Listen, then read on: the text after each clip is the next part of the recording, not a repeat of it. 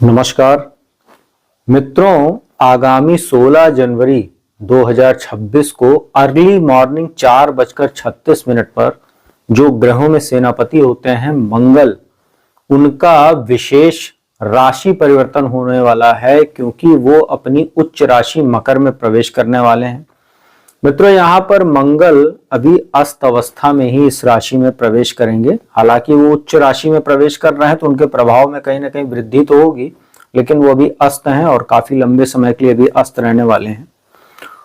मित्रों, यहाँ पर जब उनका प्रवेश होगा तो शुक्र और सूर्य पहले से विराजमान है मकर राशि में, और 17 जनवरी को बुध भी आ जाएंगे। तो यहाँ पर 16 जनवरी को जब मंगल का प्रवेश होगा तो त्रिग्रही योग रहेगा और उसके अगले दिन 17 जनवरी से चतुर्ग्रही योग बन जाएगा। इसमें 3 फरवरी को जो बुध हैं वो कुंभ राशि में चले जाएंगे, 6 फरवरी को शुक्र चले जाएंगे कुंभ राशि में, लेकिन मंगल के साथ 13 फरवरी तक सूर्य रहेंगे, फिर सूर्य भी कुंभ राशि में चले जाएंगे और 23 फरवरी तक मंगल का यहाँ गोचर चलेगा और 23 फरवरी को मंगल भी कुंभ राशि में चले जाएंगे और वहां पर राहु के साथ युति होगी। सूर्य राहु का ग्रहण दोष और मंगल अंगारक दोष में रहेंगे फिर कुंभ राशि में राहु के साथ। मित्रों, आज इस वीडियो के इस पार्ट 1 में मैं आपको जो शुरुआत की 6 राशियां हैं मेष, वृषभ, मिथुन, कर्क, सिंह एवं कन्या राशि पर मंगल के इस महाराशि परिवर्तन का क्या प्रभाव पड़ेगा उसकी संपूर्ण विस्तार से जानकारी दूंगा।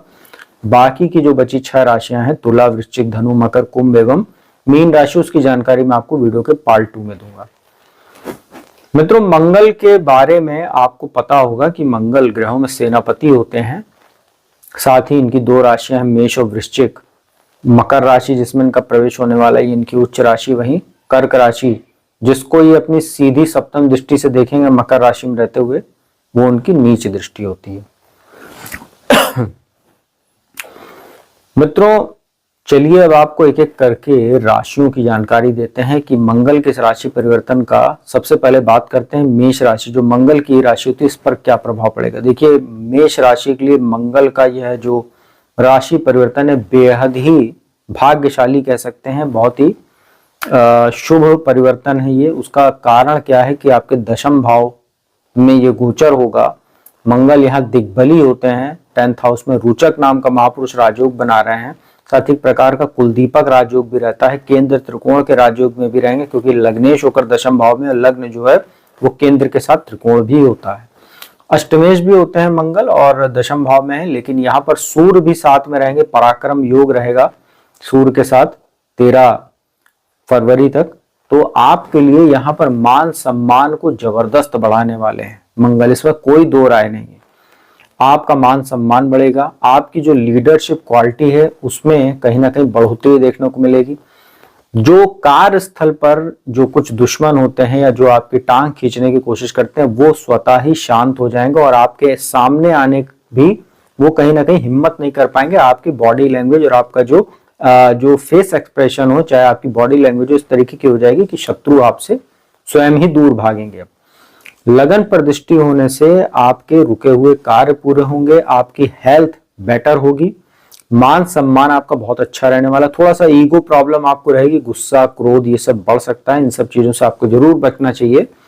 4th हाउस पर दृष्टि, वहां पर नीच राशि बनती है कर्क राशि, तो माता के स्वास्थ्य को लेकर थोड़ी बहुत चिंता आपको हो सकती है, लेकिन यहाँ पर आपको भौतिक सुखों की प्राप्ति, अगर आप रियल एस्टेट सेक्टर से जुड़े हुए हैं, ब्रोकरेज आदि का काम करते हैं या बिल्डिंग मटेरियल का काम करते हैं, खनिज का काम करते हैं, ऐसे लोगों के लिए, या मेडिकल इक्विपमेंट्स का, स्पोर्ट्स इक्विपमेंट का काम करते हैं, उनके लिए बहुत अच्छा और शानदार गोचर ये दशम भाव में मंगल का रहेगा। 5th भाव पर दृष्टि, ये आपके संतान को लेकर थोड़ा सा चिंता बढ़ा सकती है। उसका कारण क्या है कि 5th भाव में जहां पर जो सिंह राशि पर दृष्टि पड़ेगी, अष्टम दृष्टि, वहां केतु विराजमान है और 5th भाव जो होता है ये शिक्षा संतान का भाव होता है, लव रिलेशनशिप एंटरटेनमेंट का भाव होता है और केतु मंगल का ही प्रभाव देते हैं। मंगल जो कुजवत फल होता है इनका, जैसे राहु शनि के प्रभाव देते हैं उसी तरीके केतु मंगल का प्रभाव देते हैं। लेकिन 5th भाव में केतु पर मंगल की दृष्टि पड़ना, अगर कोई संतान उत्पत्ति का समय जिनके चल रहा है, डिलीवरी आदि का, मेष राशि की जो महिलाएं उनको बहुत सावधानी बरतने की आवश्यकता रहेगी। साथ ही लव रिलेशनशिप आदि में भी थोड़ा बहुत क्रोध, गुस्सा, ब्रेकअप जैसी स्थिति भी बना सकते हैं मंगल की जो दृष्टि रहेगी। तो आपको इन सब चीजों से बचने की आवश्यकता रहेगी। बाकी ओवरऑल गोचर आपके लिए बहुत शानदार है। मित्रों, वृषभ राशि की बात करते हैं। आपके लिए मंगल 12वें और 7वें भाव के स्वामी होकर भाग्य स्थान में उच्च राशि में गोचर करेंगे। 3रे भाव पर, 4थे भाव पर और 12वें भाव पर इनकी दृष्टि रहेगी। देखिए, विदेश जाने के लिए अगर आप प्रयत्न कर रहे थे काफी समय से, आपको लाभ होगा। पढ़ने के लिए हो चाहे बिजनेस के लिए हो, आप विदेश जा सकते हैं। जो लोग सोशल मीडिया, ब्लॉगिंग आदि का काम करते हैं उनके लिए भी अच्छा समय, क्योंकि यहाँ शुक्र भी अभी यहाँ रहने वाले हैं 6 फरवरी तक, बुध भी रहेंगे 3 फरवरी तक। तो ट्रैवल, टूर्स एंड ट्रैवल्स का अगर कोई काम करते हैं आप, या ट्रैवलिंग से जुड़ा हुआ कोई काम आपका, आपको फायदा होगा। पिता के साथ थोड़ा सा मतभेद हो सकता है, क्योंकि आपका ईगो यहाँ बढ़ा रहेगा कई बार, क्योंकि सूर्य मंगल साथ में, दोनों अग्नि तत्व के स्वामी हैं। तो व्यक्ति का ईगो बढ़ता है अगर एक भाव में कहीं ऐसे रहते हैं। तो पिता का भाव है 9वां भाव, तो यहाँ पर आपको उनके साथ संबंध को बेहतर करके चलना होगा। छोटे भाई बहनों से संबंध आपके बेहतर रहेंगे। साथ ही उनको अगर आप कुछ उपहार वगैरह देते हैं तो आपका भी मन प्रसन्न रहेगा और संबंध और भी ज्यादा प्रगाढ़ होंगे। मित्रों के साथ भी कहीं ना कहीं घूमने फिरने का आप प्लान बना सकते हैं, तो आपके लिए भी अच्छा रहेगा। कुछ चेंज होने से आपका भी मन प्रसन्न रहेगा। धार्मिक यात्राओं पर भी आपको जाना चाहिए, और अगर ऐसा करते हैं तो आपके लिए और भी ज्यादा बेटर है। भाग्य से आपको कहीं ना कहीं कुछ भौतिक सुख साधन की प्राप्ति, जैसे प्रॉपर्टी या कोई वाहन आदि खरीद सकते हैं आप, ऐसी संभावना भी बन रही। खर्च में आपके वृद्धि होगी और खर्च इन्हीं सब चीजों पर हो सकता है, तो अच्छा है आपके लिए। और लीगल मामलों में भी ये मंगल आपको कुछ भाग्य से फायदा दिला सकते हैं, क्योंकि भाग्य स्थान में बैठ के 12वें भाव पर दृष्टि है। तो ओवरऑल अगर देखें तो मंगल का गोचर आपके लिए कई मायनों में अच्छा। बस पिता के साथ संबंध और उनके साथ अच्छा व्यवहार रखें तो और ज्यादा बेटर रहेगा।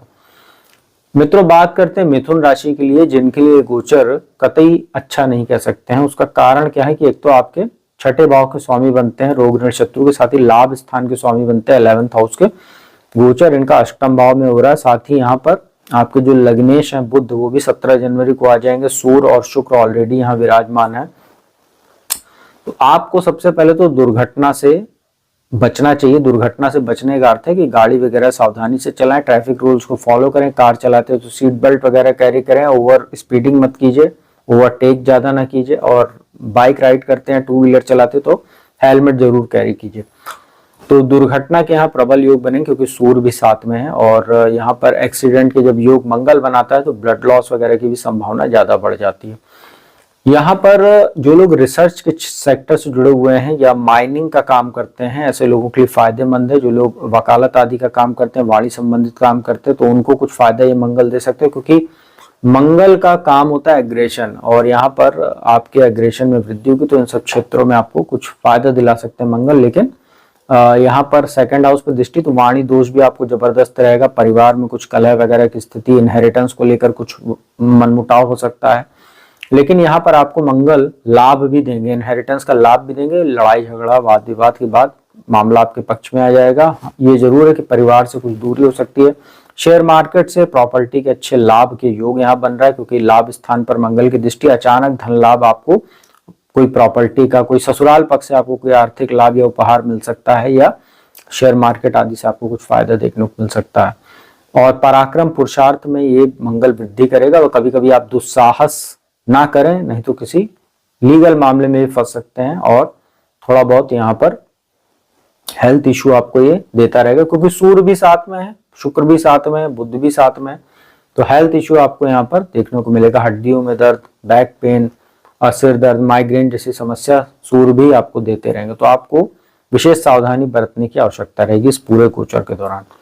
मित्रों, बात करते हैं कर्क राशि की, जिसके लिए मंगल बेहद योग कारक होते हैं। 5वां भाव जो त्रिकोण भाव होता है शिक्षा संतान का, साथ ही 10th हाउस कर्म स्थान के स्वामी, केंद्र के स्वामी कर 7वें भाव में केंद्र त्रिकोण के राजयोग के साथ आपके लिए महान रोचक नाम का महापुरुष राजयोग भी बनेगा। 7वें भाव में मंगल आपको विशेष लाभ देने वाले हैं, क्योंकि यहाँ से इनकी दृष्टि 10वें भाव पर अपनी राशि पर रहेगी।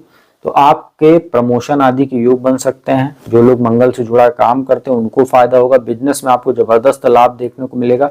हालांकि यहाँ पर सूर्य भी साथ में है, मंगल भी साथ में है, तो आपको ईगो की प्रॉब्लम होने से वैवाहिक जीवन में मंगल जरूर समस्या पैदा करे, क्योंकि यहाँ पर मांगलिक दोष भी बनेगा। दोनों की सूर्य मंगल की दृष्टि लगन पर होने से, क्योंकि मंगल और जो सूर्य है ये अग्नि तत्व के स्वामी है, चंद्रमा जल तत्व के कारक है, तो उस पर दृष्टि सीधी पड़ना आपकी राशि पर आपके अंदर गुस्सा, क्रोध, चिड़चिड़ापन, शॉर्ट टेम्पर्ड, एग्रेसिव आपको बनाने का काम करेगा, जिससे वैवाहिक जीवन में समस्या या कुछ सोशल इमेज आपकी ये बिगाड़ने का भी काम करेगा, अगर आप अपने आचार और विचार और व्यवहार को सही तरीके से सही डायरेक्शन में नहीं इस्तेमाल करेंगे। गोचर तो बहुत शानदार है आपके लिए, नए अवसर लेकर आ रहा है, अचानक धन लाभ आपको करा सकता है, रुका हुआ पैसा आपको कोई मिल सकता है, कोई बड़ा धन लाभ भी आपको करा सकता है, क्योंकि सेकंड हाउस पर दृष्टि है और सूर्य की राशि पर दृष्टि है, और सूर्य साथ में बैठे हुए हैं और केतु भी सेकंड हाउस में बैठे हुए हैं, और मंगल के समान ही केतु फल देते हैं। तो यहाँ पर बड़ा धन लाभ आपको देखने को मिल रहा है, लेकिन यहीं पर आपको थोड़ी सी चूक भी आपसे हो सकती है, क्योंकि मंगल जल्दीबाजी में व्यक्ति को काम करने के लिए प्रेरित करता है। मंगल ऊर्जा का कारक है, तो आपको अपनी ऊर्जा को सही दिशा में लगाना, नहीं तो कुछ आपके बनते काम जो रहेंगे वो बिगड़ भी सकते हैं।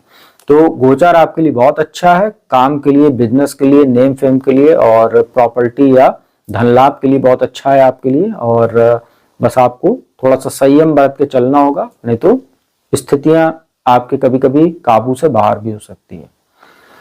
मित्रों, अब दूसरी राशि की बात करते हैं, जिसके लिए मंगल कर्क राशि के समान ही बहुत बेहद योग कारक होते हैं, वो है सिंह राशि के। आपके लिए भी केंद्र त्रिकोण के स्वामी होते हैं, चतुर्थेश और भाग्येश होकर, लेकिन गोचर इनका छठे भाव में होगा, रोग ऋण शत्रु के भाव में। आपके लग्नेश सूर्य भी यहाँ षडाष्टक अपनी राशि से होकर छठे भाव में है, शुक्र भी यहाँ पर है, बुध भी 17 जनवरी को आ जाएंगे। तो यहाँ पर देखिए मंगल कारक भी होते हैं, सूर्य भी यहाँ बैठे हुए हैं, तो प्रबल शत्रुहंता योग बनेगा। शत्रुओं पर आपको विजय तो प्राप्त होगी, लेकिन 12वें भाव पर दृष्टि पड़ने से क्या होगा, बार बार आपके किसी से वाद विवाद होना, झगड़ा लड़ाई होना, या आप स्वयं किसी दूसरे के मामले में हस्तक्षेप करेंगे, जिससे बेफिजूल का वाद विवाद आप खुद ही पैदा कर लेंगे, खुद ही दुश्मन पैदा करेंगे, तभी तो शत्रुहंता आप बनेंगे। कुछ लोग स्वयं से शत्रुओं को जन्म देते हैं, तो आपको अपने आचार विचार पर संयम बरतना है। आप किसी टैक्सेशन मामले में, टैक्स वगैरह अगर आपने पहले से जमा नहीं किया है, तो उस मामले में आप कहीं ना कहीं कुछ फंस सकते हैं, या आपका कुछ ऐसा नाम आ सकता है पेनल्टी वगैरह लगने से, जिससे आपकी सोशल इमेज प्रभावित हो सकती है। तो इन सब चीजों से आप दूर रहिएगा, कोई भी प्रकार का अनैतिक कृत्य मत कीजिएगा, नहीं तो आप लीगल मामले में भी फंस सकते हैं। डाइजेशन इशू आपको हो सकता है, आपको सिरदर्द, माइग्रेन जैसी शिकायत भी देखने को मिल सकती है, क्योंकि सूर्य यहाँ बैठे हैं, 12वें पर दृष्टि है। विदेश अगर आप जाना चाह रहे हैं, विदेश संबंधी कार्य के लिए ये गोचर आपके लिए बहुत अच्छा है, अगर आप विदेश जाना चाह रहे हैं। और यहाँ पर आपको थोड़ा सा माता के स्वास्थ्य का तो विशेष ध्यान रखना है, क्योंकि चतुर्थेश होकर मंगल यहाँ छठे भाव में और अस्त भी हैं, साथ ही भाग्येश होकर यहाँ पर मंगल हैं, तो पिता के भी स्वास्थ्य का आपको ध्यान रखना है।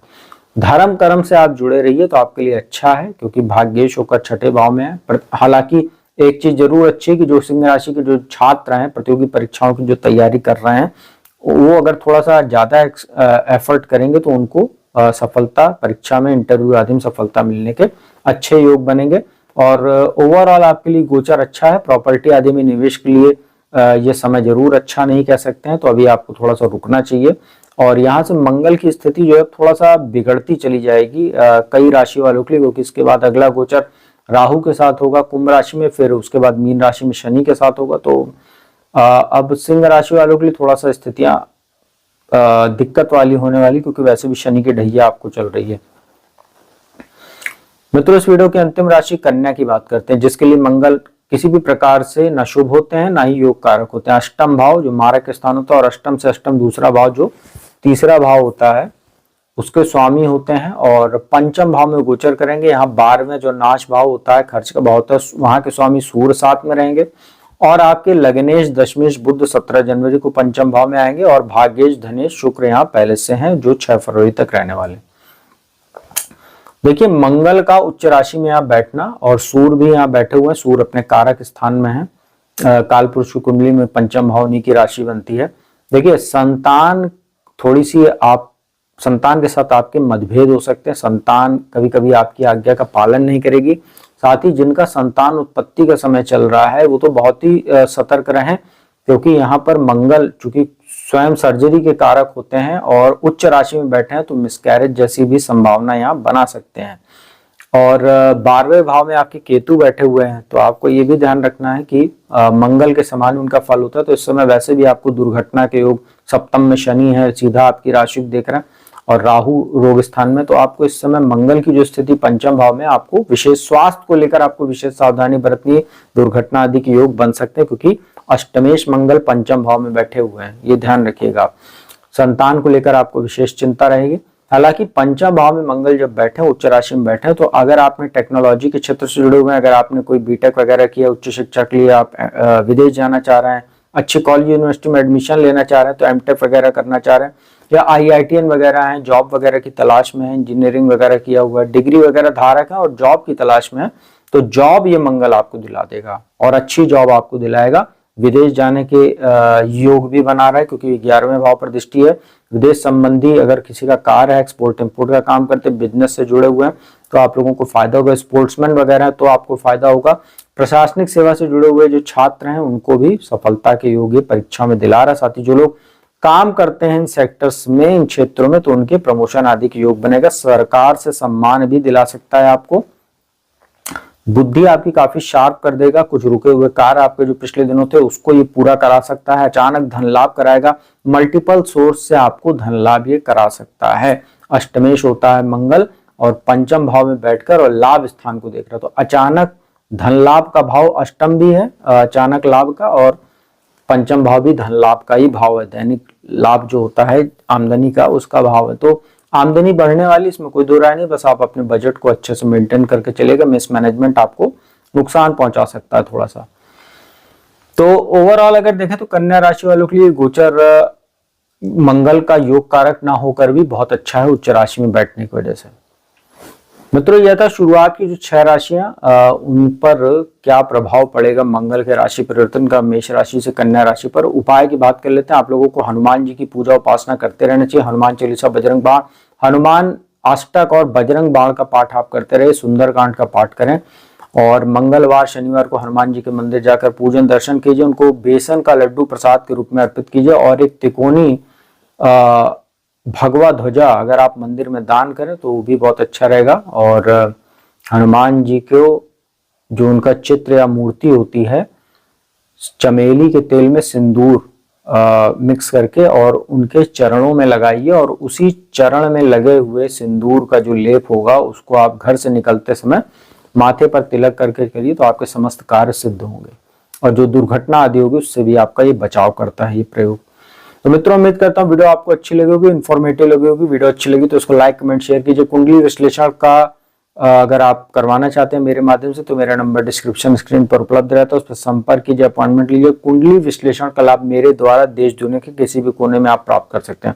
अब मैं अपने वाणी को विराम देता हूँ। अगली वीडियो में जो इसका पार्ट 2 होगा उसमें जो बाकी की 6 राशियां तुला से लेकर और मीन राशि, उस पर क्या प्रभाव पड़ेगा मंगल के राशि परिवर्तन को, उसकी संपूर्ण जानकारी लेकर हाजिर होगा। तब तक के लिए ओम नमः